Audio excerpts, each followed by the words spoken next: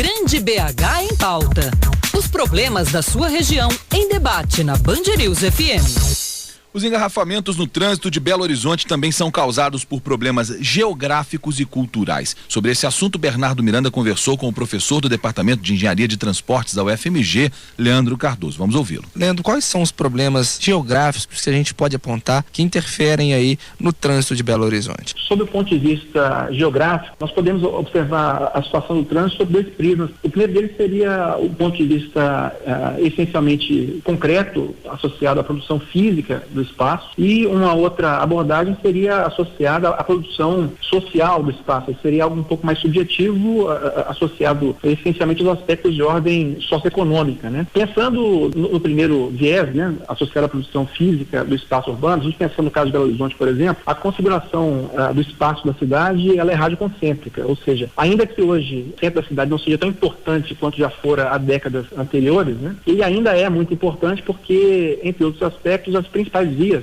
que cortam o município começam ou terminam no centro, o que faz com que muitas pessoas tentem passar pelo centro da cidade, mesmo usando transporte particular, o carro ou motocicleta, né? E não somente ônibus, porque não há outras opções, né, de fazer conexão articulação entre áreas que estão fora do centro da cidade, entre si. Dados da pesquisa Origem e Destino de 2002, né, a OD, dão conta de que naquele momento, naquele período, cerca de 450 mil pessoas em Belo Horizonte passavam pelo centro da cidade todos os dias, sem precisar passar por lá. Em relação a outra dimensão geográfica da questão, né, associada aos aspectos ligados às desigualdades socioespaciais, infelizmente as pessoas que mais precisam do transporte público vêm utilizando cada vez menos proporcionalmente esses sistemas, seja o metrô, e principalmente o ônibus, porque dados, inclusive do Censo Demográfico de 2010, dão conta de que no Brasil, em média, 20% dos orçamentos familiares são consumidos todos os meses com transporte. Aí não importa a renda e o tipo de transporte utilizado. Isso faz com que cada vez mais pessoas de menor renda tenham dificuldade de se inserir no sistema de transporte público coletivo, né? Até porque nós não temos em Belo Horizonte, e sobretudo na sua dimensão metropolitana, envolvendo os 34 municípios que compõem a RMBH, nós não temos uma integração física e tarifária efetiva, envolvendo o mesmo modo de transporte e mesmo modo diferente. E aí seria ônibus e metrô-ônibus, né? Pela falta dessa integração, mais pessoas têm deixado de usar esses sistemas de transporte público coletivo, né? Além disso, em função de não haver também uma boa qualidade, né, uma qualidade desejada no sistema de transporte público, somada à cultura do automóvel também, que pressupõe status, pressupõe uma série de outros aspectos de ordem que a gente pode chamar de social mesmo, né? As pessoas buscam também, independentemente da renda, resolver suas questões associadas à acessibilidade comprando veículos motorizados individuais, né? Isso faz com que mais pessoas busquem utilizar o espaço viário, né, para resolver o seu problema pessoal de circulação.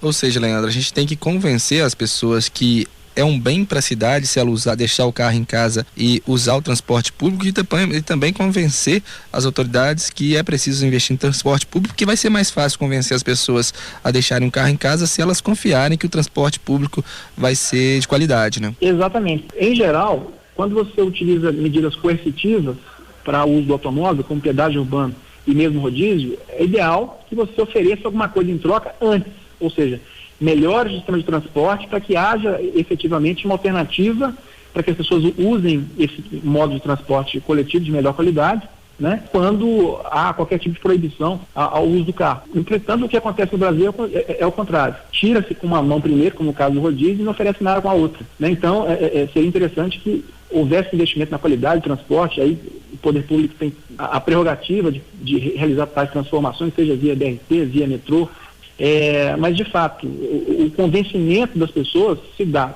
efetivamente por observar que a qualidade melhorou, mas aí tem um aspecto cultural, né, que eu citei anteriormente, que é um obstáculo a mais a ser enfrentado, porque o carro deixou de ser já há algum tempo, no caso brasileiro, né, um mero veículo de transporte. O automóvel é sim um valor social, né? Então quem tem carro tem liberdade, tem status, tem uma série de atributos, né, uma série de vantagens comparativas a quem usa transporte público coletivo de boa ou de má qualidade. Mesmo os melhores modos de transporte coletivo que atendem bem, eles são inferiores ao carro, porque um veículo individual ele vai trazer mais benefícios pontuais.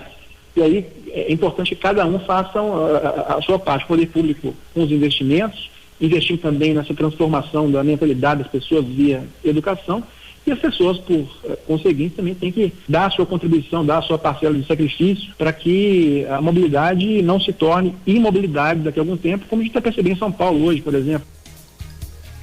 Bom, esse que nós ouvimos aí agora foi o Leonardo Cardoso, professor do Departamento de Engenharia de Transportes da UFMG, que falou com o repórter Bernardo Miranda sobre os aspectos sociais e culturais que interferem no trânsito de Belo Horizonte. No Grande BH em Pauta de hoje, vamos conversar com o consultor em transporte e trânsito, Osias Batista, sobre como o mineiro se comporta na direção.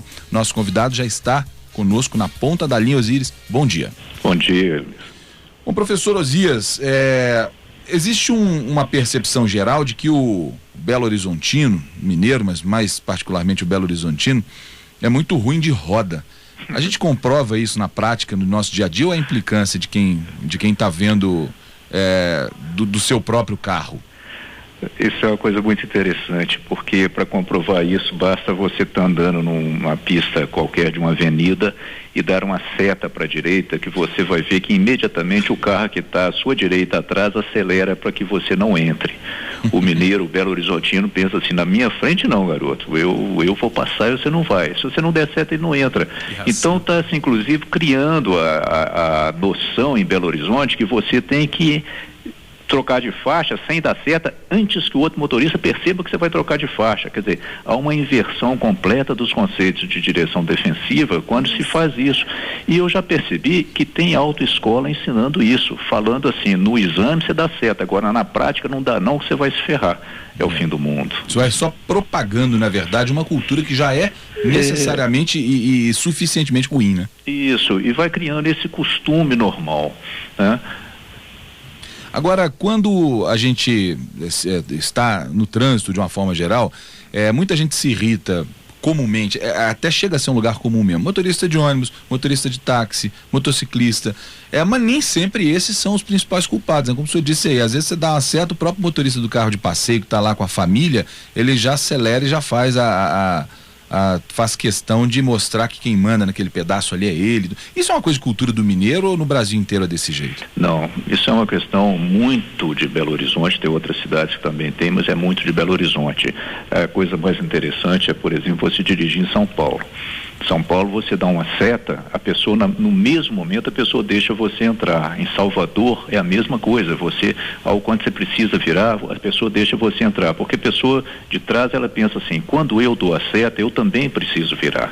E ele sabe que se você não conseguir entrar ali, às vezes você vai andar 1 quilômetro, 2 a mais para pegar o próximo retorno, para conseguir fazer o que você precisa fazer. Então, as pessoas se respeitam porque elas precisam ser respeitadas. Aqui não tem esse conceito. A pessoa pensa primeiro nele, né? Primeiro nela, ela pensa que ela vai resolver o problema dela e acha que o outro vai atrapalhar a posição dela. E eu acho que tem um pouco de baixa estima também, de baixa autoestima do Belo Horizontino, em termos de se sentir ofendido porque o outro entrou na frente dele. Eu não vejo porquê. Esse comportamento, a gente pode dizer que ele acaba sendo refletido na atitude dos fiscais, por exemplo, da BH Trans, que deveriam cuidar mais da educação e menos da punição, mas que na realidade acabam parece que tendo um prazer em punir o motorista que está estacionado, mesmo temporariamente no lugar errado, que está arrancando com o carro sem cinto. Quer dizer, em vez de tentar fazer o trabalho educativo, eles parecem ter um prazer em fazer um trabalho punitivo. É fruto dessa cultura? Não. Aí tem um viés que a gente infelizmente vai criando na sociedade, que é essa nossa relação com a multa. Tem uma coisa que é muito interessante você pensar o seguinte: hoje nós estamos vivendo na cidade um problema sério de racionamento de espaço. Porque nós temos uma frota que cresce 10% ao ano e nós não conseguimos aumentar o sistema viário 10% ao ano. Não tem jeito, só se eu tirar a cidade, se eu tirar os prédios para colocar carro estacionando e passando. Então não tem isso, ou seja, cada vez mais você tem uma questão de racionamento de espaço. Se você olhar, por exemplo, Haiti, alguns anos atrás, que teve o terremoto, que houve uma questão de racionamento de comida e de água. Quem saqueava um supermercado, a polícia atirava. Quem tentava furar uma fila de distribuição de alimentos, a polícia prendia, o exército brasileiro prendia. Por quê? Porque uma pessoa que fura uma fila faz que um indivíduo lá de trás fique sem comer. Se você liberasse a comida, os mais fortes podem pegar, metade da população ia morrer de fome. Então, na hora de racionamento, você tem que dividir com maior equilíbrio aquele pouco que você tem. E nós estamos com a frota crescendo, e no momento que nós estamos com a cidade cheia de obra, nós estamos, pelo contrário, com o espaço viário reduzido, porque está um canteiro de obras da cidade. Então, nós precisamos ser muito mais equânimes no uso desse espaço. Todas as pessoas têm que ceder um pouquinho. Agora, vou fazer uma outra comparação. Você pega uma usina hidrelétrica. Quem opera a usina hidrelétrica é um engenheiro de operação. E quando ele aciona um comando, a eletricidade vai por ali ou por aqui, ela aumenta ou ela diminui, porque os elétrons obedecem aos comandos físicos. O trânsito é um sistema que ele tem que ser operado por engenharia. E o que são os comandos do trânsito? É a ação do agente na rua, é a ação do semáforo, é a ação das placas que não deixam as pessoas pararem nos lugares que causam problemas e que diminui a capacidade, diminui mais ainda o espaço. E qual que é a única forma, né? Quando você desliga uma chave, a eletricidade para de passar, ela não tem como te desobedecer porque você desligou a chave. Quando você fecha um semáforo, a pessoa continua passando se ela quiser passar. A única forma que faz com que a pessoa obedeça esses comandos de operação é se a pessoa que está comandando tiver o poder de punir quem desobedece. Você não fecha e sai uma parede na frente do carro. Não, ele avança. Eu tenho acompanhado os agentes da BH Trans na rua, na questão desses desvios de tráfego, porque eu dou consultoria nessa área de desvio de tráfego. Eu vejo que eles muitas vezes pedem os motoristas para sair, ou eles interferem no caminho dos motoristas por uma necessidade operacional. Os motoristas riem e passam, porque eles sabem que a BH Trans não pode multar. A BH Trans não multa mais. Ela foi tirada essa competência. Então, a BH Trans está esvaziada no ponto de vista operacional, né?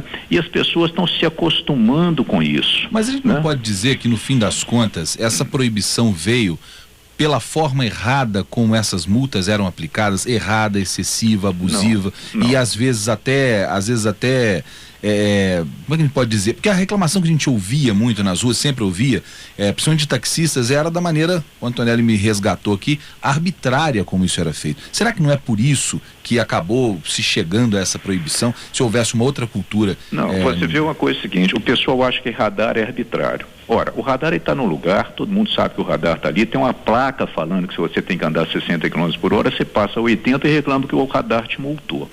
Tá? Então, a questão é o seguinte, enquanto nós estamos com essa dificuldade, onde todo mundo tranca cruzamento, você consegue um motorista de ônibus, que é um cara de uma concessionária pública, que é um cara que tem treinamento, ele trancar um cruzamento? É verdade. Então, o que acontece? Ele tranca porque ele sabe que não acontece nada com ele.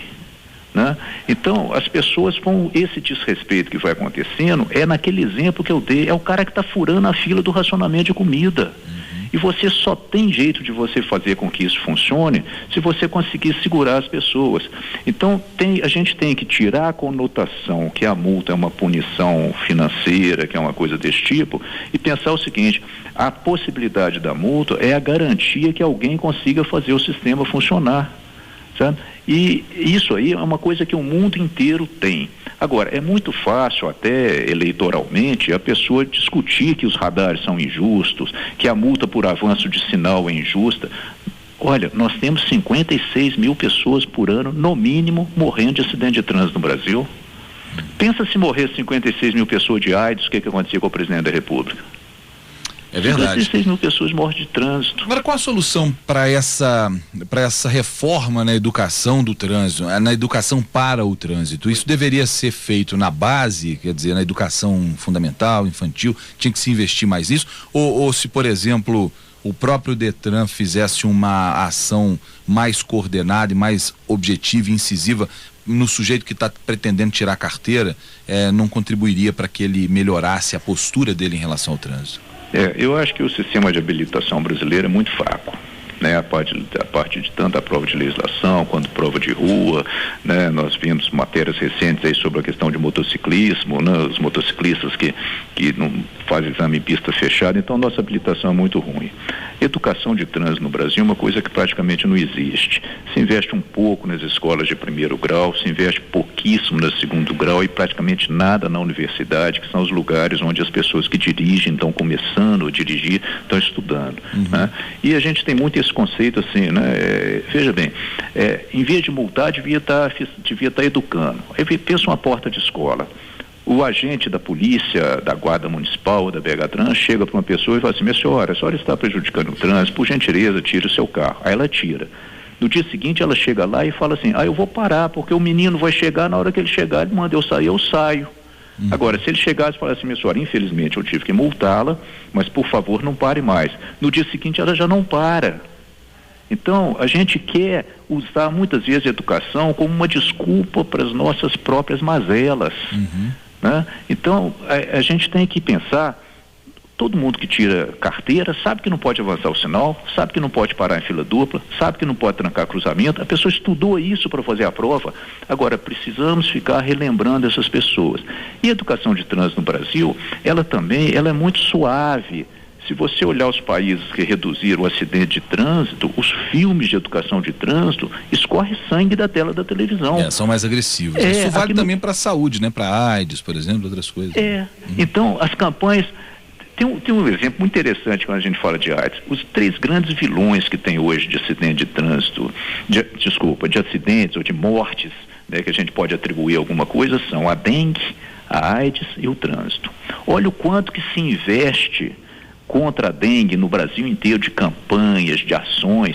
Se você viajar e o vizinho falar que tem uma piscina cheia de mosquito na sua casa, a prefeitura vai lá, arromba a sua casa e entra para verificar se é verdade. Então, você tem todo um investimento em dengue. O Brasil já teve o melhor programa contra a AIDS do mundo. Olha quanto que se investe. Agora, olha quantas pessoas morrem de dengue efetivamente, quantas pessoas morrem de AIDS efetivamente, e olha quantas pessoas morrem de trânsito e quanto que se investe, né? Você sabe que 5% das multas recolhidas no Brasil inteiro vão para um Fundo Nacional de Segurança e Educação de Trânsito, que tem que ser aplicados em educação de trânsito. Desse fundo, 93% desse recurso está contingenciado para fazer superávit primário. Ele não é aplicado em educação de trânsito. Por que isso acontece? Veja bem. Enquanto se corrigir essas rotas, não adianta. Mas veja bem, quem que é o vilão da dengue? É o mosquito.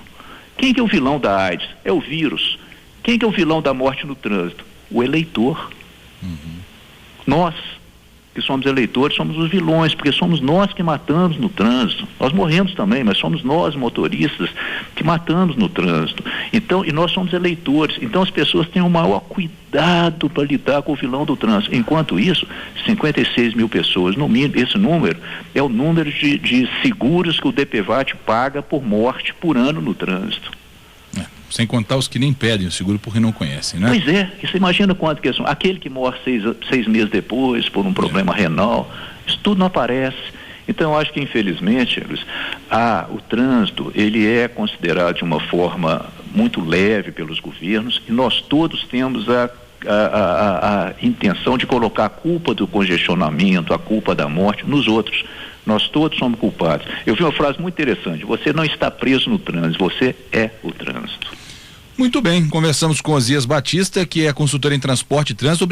Muito obrigado por participar conosco desse debate. Osias trouxe uma outra visão aqui, eu acho que é muito importante porque a tentação do senso comum, ela é quase irresistível. Então, quando a gente tem um contraponto, uma contrapartida, no pensamento que é quase classificado como senso comum, é sempre muito bom para o debate. Obrigado por participar conosco, um bom dia para você. Eu acho que se eu os fiz pensar, eu estou gratificado. Muito obrigado, bom dia a todos.